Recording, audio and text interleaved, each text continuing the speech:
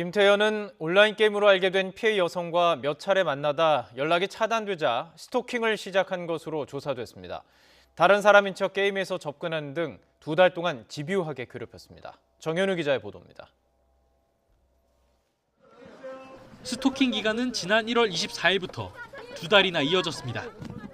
이유는 연락을 차단당했다는 겁니다.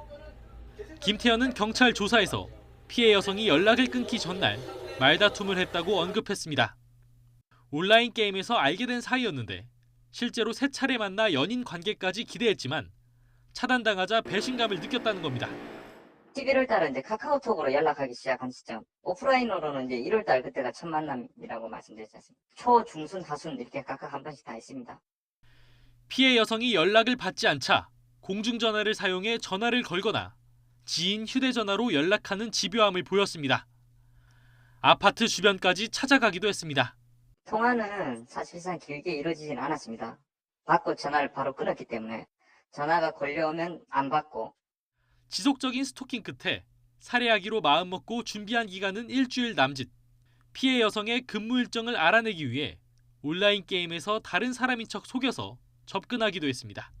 퇴근 시간에 맞춰 범행을 저지르려고 계획한 것으로 보입니다.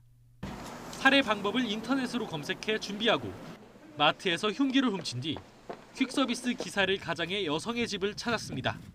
일단 본인은 한 일주일 전부터 이제 본격적으로 준비를 하기 시작했다. 인터넷에서 뭐 이렇게 검색을 한다든지 피해자 근무 일정을 확인한다든지.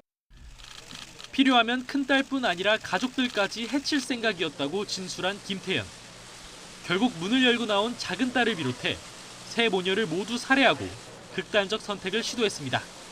상식으론 도무지 이해할 수 없는 김태현의 범죄 심리를 알아보기 위해 프로파일러 면담을 2차례 진행한 경찰은 사이코패스 여부를 확인하기 위한 검사도 벌일 예정입니다. YTN 정현우입니다.